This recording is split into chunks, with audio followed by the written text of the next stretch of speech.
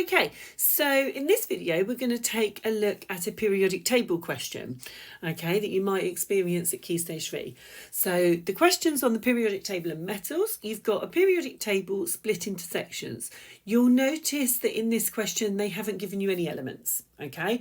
This is testing your knowledge of where elements will be found in the periodic table.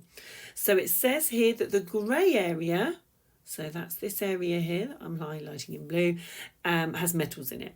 And they want to know which two areas contain only metal elements. Now they've labelled the areas A, B, C, D and E. Okay.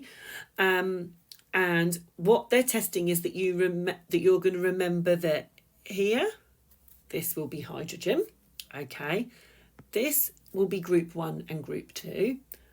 This block is the transition metals, and that this block is the non-metals, and this block here will be the noble gases. So the answer to this question is B and C.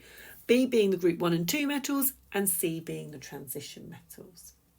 Now, the question goes on to talk about copper. So it says here that copper is a metal and at room temperature it is a strong solid.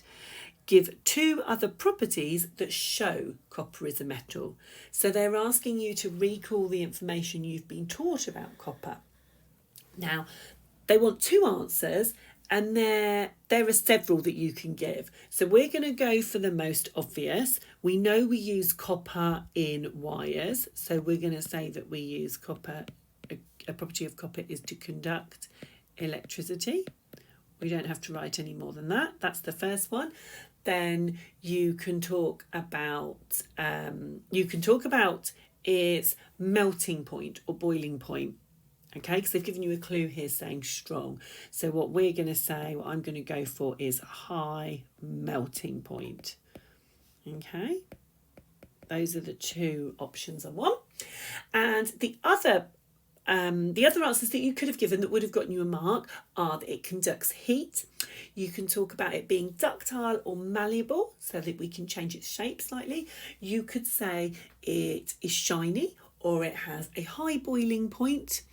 But if you just said it's strong or hard, that's classed as insufficient. It wouldn't take away any marks, but it won't give you a mark. Okay, right, and then finally, when copper is heated, it will react with a gas present in the air. So they want you to think about what that gas is, and it then says, what is the name of the product that forms during this reaction?